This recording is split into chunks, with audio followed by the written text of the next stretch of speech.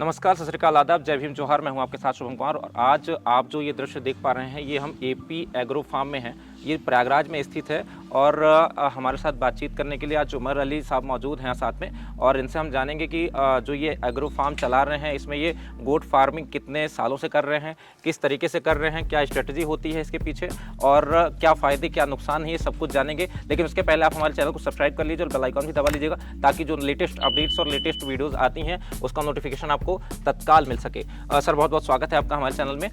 Sir, ये जो आपने फार्म का निर्माण कराया था, सबसे पहले मैं ये जानना चाहूँगा कि ये फार्म का निर्माण कब आपने कराया, इसमें लागत कितनी आई थी?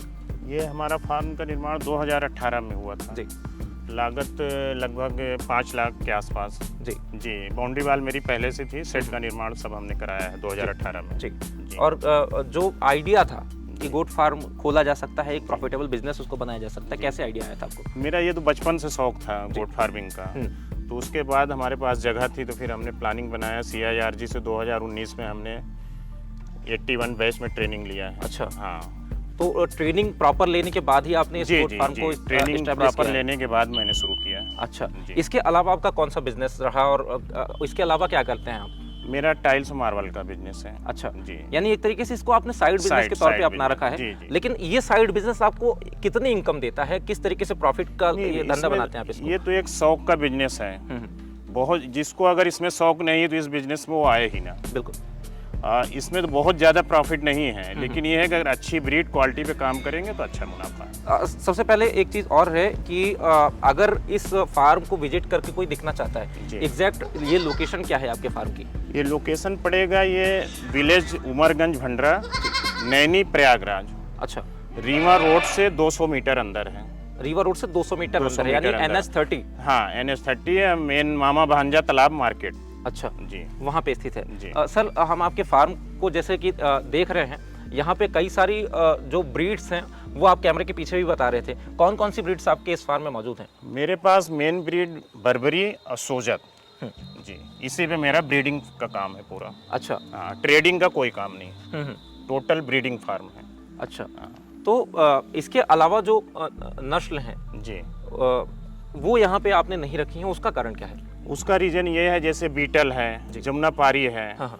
तो उसको बाहर चरने के लिए चाहिए। हमारा टोटल स्टाल फीड पे काम है। अच्छा। हाँ, जानवर बाड़े के अंदर ही उसको चारा पानी दिया जाता है, वहीं पे वो रहता है।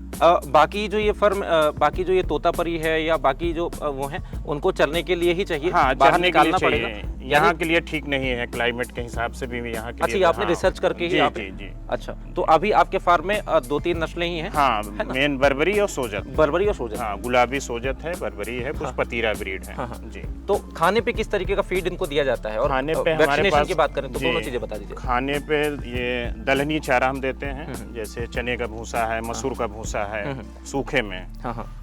ग्रीन पाउडर हम दोपहर में देते हैं इनको।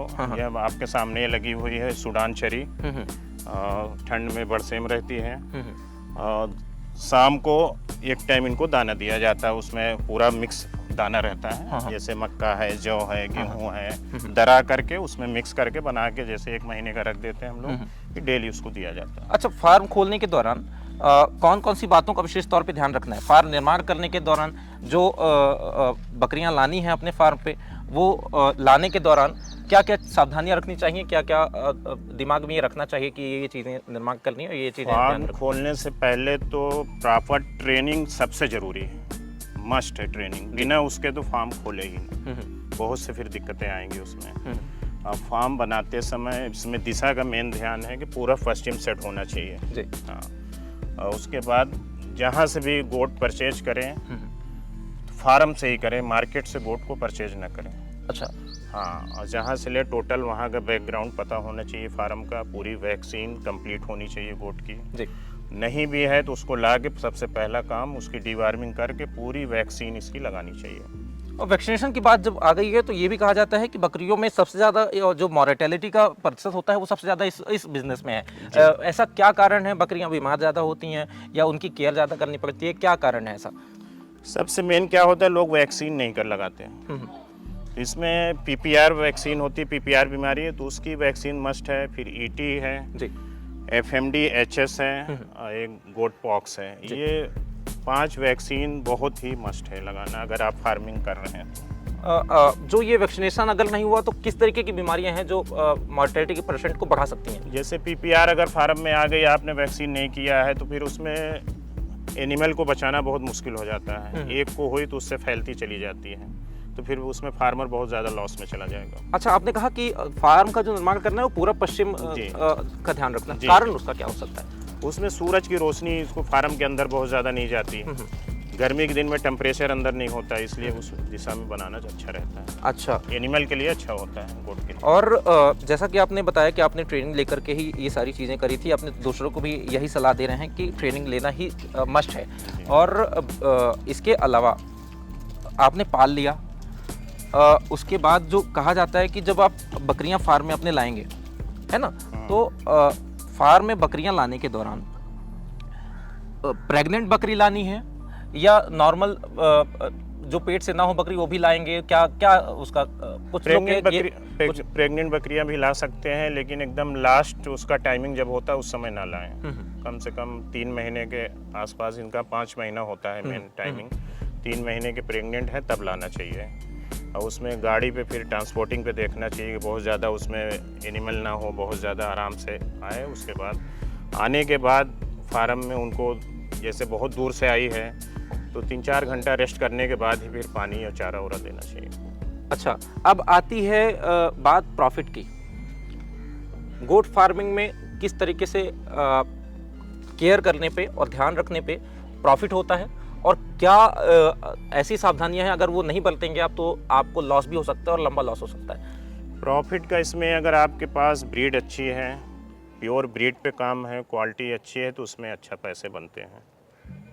अच्छा, सिरोही की बात करें, एक सिरोही का बच्चा जब पैदा होता है उसको पालने के दौरान, बड़ा करने के दौरान, उसको सेल आउट करने तक कितना खर्च उसके फीड में आता होगा? हमारे यहाँ जो फीड का खर्चा है कम से कम 30 रुपए के आसपास, अगर आप मार्केट से सारा फीड खरीद रहे हैं जी, मिनिमम 30 रुपए पर डे एक गोट का खर्चा आना है जी। और वो गोट जो है वो अगर सेल आउट जब आप करते हैं प्रॉपर, वो डेवलप हो जाता है तो वो कितने तक का जाता है? मैंने पहले भी बताया आपको, जैसे ब्रीड आपकी ओरिजिनल है जी, तो अगर 8 महीने या 1 साल का मेल गोट है जी जी, तो वो आपका 12,000, 14,000, 15,000 का आराम से बिक जाएगा। यानी 12 से 15,000 एक रेंज में। हाँ, एक बकरी अगर 1 साल में अगर आप ब्रीडिंग लेते हैं, दो किट्स अगर दी तो आपका मिनिमम 10,000 का भी मानिए तो 20,000 का आपका हुआ 2 किट्स 1 साल में जी। और 1 साल का खर्चा ज़्यादा से ज़्यादा 8,000, 9,000 एक ब्रीड का आएगा। बिल्कुल। तो एक बकरी से आप अगर अच्छे से फार्मिंग कर रहे हैं तो 8 से 10,000 आप आराम से प्रॉफिट ले सकते हैं। ये प्रॉफिट मार्जिन एक बकरी का आप बता रहे हैं? आराम से, है ना। हाँ। और अभी आपने बताया कि आपने कुछ कैमरे के पीछे आप बता रहे थे कि आपने कुछ यहाँ से बेचे भी हैं, कुछ आपने सेल आउट किए हैं। कितने? अभी हमने 70 बर्बरी फीमेल गोट मथुरा में दिया है। अच्छा जी, अभी जस्ट 2 महीने हो रहा है। शुरुआत करी थी जब आपने, तो आपने अपने फार्म में कितनी बकरियां आपने? शुरुआत तो हमारा सेल होता रहता है, हमेशा निकल जाता रहता है। जैसे हमारे पास एक्सेस होते हैं, नए किट्स आते हैं, वो 6 महीने 8 महीने के होते हैं, मैं सेल करता रहता हूँ। अच्छा, अपनी जो ज़रूरत की है उसको रखने के बाद जितना एक्स्ट्रा एनिमल होते हैं सेल कर देते हैं। अच्छा, आपने शुरुआत करी थी तो कितने जो है बकरियां लेकर के आप यहाँ पे अपने? बर्बरी फीमेल में 15 फीमेल लाया था, एक मेल लाया था। उसके बाद सोजत भी करीब 20 के आसपास लाया था। उसी से हमारा ये पूरा ये सिस्टम। आज आपके फार्म में कितने इतनी समय बड़े गोट्स और किट्स लेके लगभग 100 के आसपास हैं, और अभी 2 महीने पहले हमने 100 के आसपास सेल कर दिया। अच्छा, यानी दोस्तों ये जो फार्म आप देख पा रहे हैं हमारे कैमरे में, ये काफ़ी बड़ा फार्म है, एपी एग्रो फार्म के नाम से ये संचालित है। अगर आप भी इस फार्म में विजिट करना चाहते हैं तो आप ज़रूर विजिट कर सकते हैं और देख सकते हैं कि यहाँ से जो सारी व्यवस्थाएं हैं वो बहुत ही सावधानी के साथ और बहुत ही खूबसूरती के साथ यहाँ पे इस फार्म का निर्माण सर ने किया है। और सर, अगर कोई युवा गोट फार्म शुरू करना चाहता है, कोई आपके द्वारा कोई मैसेज अगर आप देना चाहें? हम तो उनको यही सलाह देंगे कि अगर गोट फार्मिंग में आना है तो आपको सबसे पहले गोट से मतलब उसकी शौक होनी चाहिए फार्मिंग की, न कि आप बिजनेस। जब तक आपकी शौक नहीं होगी तो आप इसमें सक्सेस नहीं होंगे। और अपने से आपको केयर करना होगा, लेबर के भरोसे आप नहीं इसमें सक्सेस हो सकते।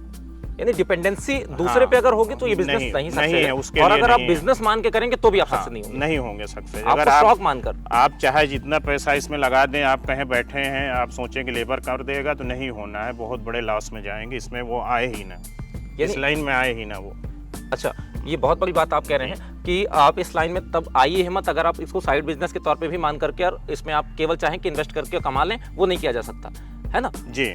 यानी आप भी आपने किया है इसको साइड बिजनेस के तौर पे, लेकिन आप समय देते हैं। समय देते हैं, पर डे 4 घंटे। अच्छा जी, या ये देना ही पड़ेगा। देना ही पड़ेगा। तो दोस्तों ये चीज़ बहुत इंपॉर्टेंट है कि आप अगर ये सोचते हैं कि साइड बिजनेस के तौर पे गोट फार्मिंग की जा सकती है तो ये बिल्कुल नहीं की जा सकती, और ध्यान रख के की जा सकती है। मैं एक चीज़ और बताऊंगा आपको जी। इसमें जो नए फार्मर या नए युवा जुड़ना चाह रहे हैं तो यूट्यूब पे वीडियो देख के इस लाइन में ना आए। बिल्कुल, बहुत ही फेक वीडियो रहती है कि इसमें फला फार्मर करोड़ों कमा रहा है, सब गलत है। बिल्कुल, बिल्कुल। इस बिजनेस से आप करोड़ों नहीं कमा सकते।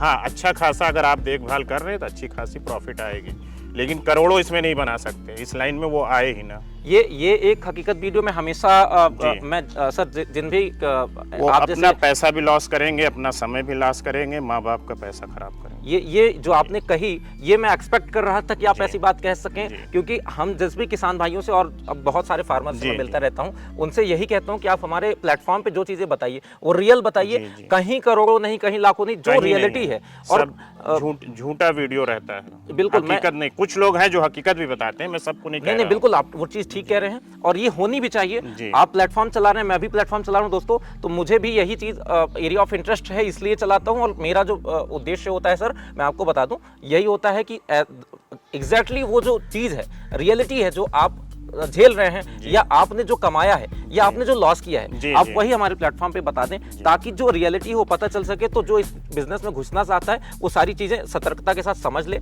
उसके बाद ही घुसे। और जो आपने एक चीज बता दी कि साइड बिजनेस के तौर पे इसको नहीं किया जा सकता, नहीं, आपको टाइम देना है, टाइम देना ही पड़ेगा। और जब आप टाइम देंगे तो टाइम इज मनी।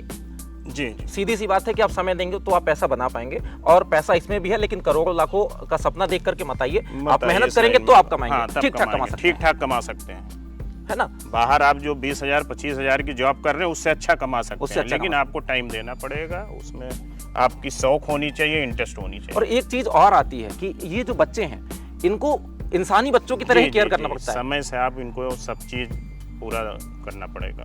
यानी ये जो बिजनेस है, गोट फार्मिंग का बिजनेस है, ये बहुत ही सावधानी के साथ करना होता है और बहुत ही केयर करनी पड़ती है, बहुत केयर करनी पड़ती है। तो दोस्तों, अगर मेरा सवाल कुछ और रह गया हो, मैंने एपी एग्रो फार्म में आकर के सर से जो बातचीत करी है उसमें कोई सवाल छूट गया हो तो आप कमेंट बॉक्स में जरूर बताइएगा। और कोई अगर हेल्प हो सकेगी तो सर से मैं दिलवाने की कोशिश करूंगा। मैं भी प्लेटफॉर्म के माध्यम से आपकी सारी मदद करूंगा। सर, और कुछ आप बताना चाहिए? ये सोजत गुलाबी ब्रीड है जी, किसी को भी हमसे अच्छे ब्रीडर चाहिए तो वो अवेलेबल है, हमारे पास मिल जाएंगे, इस वक्त हैं अभी अवेलेबल। हम ग्रुप के डिस्क्रिप्शन में आपको ये जो है नंबर सर का उपलब्ध करा देंगे। सर, और कुछ बताना चाहें इसके अलावा? आपके पास कौन सी ब्रीड अवेलेबल है? अगर कोई मेरे पास बर्बरी ब्रीड भी है, बर्बरी, लेकिन उसमें अभी सेल के लिए नहीं है, लेकिन फिर भी कांटेक्ट हमसे कर सकते हैं। आगे हमारी किट्स निकलते रहते हैं, आगे हम सेल करते रहते हैं। ठीक है सर, हम आपका नंबर जो है वो वीडियो के डिस्क्रिप्शन में उपलब्ध करा देंगे, और जो भी किसान भाई या जो भी नया फार्म स्थापित करने वाले अगर आपसे संपर्क करते हैं, आप उनकी मदद कर दीजिए। जी, बिल्कुल बिल्कुल निःशुल्क मदद होगी। ठीक है दोस्तों, अभी के लिए हम इस वीडियो में इतनी ही जानकारी दे रहे हैं। कुछ और जानकारी अगर आप चाहते हैं तो कमेंट करके बताइए। कुछ और नई वीडियोज अगर आप जानना चाहते हैं, किसी संबंध में बनवाना चाहते हैं, तो आप जरूर कमेंट बॉक्स में जरूर बताइएगा। तब तक के लिए दीजिए इजाजत, नमस्कार।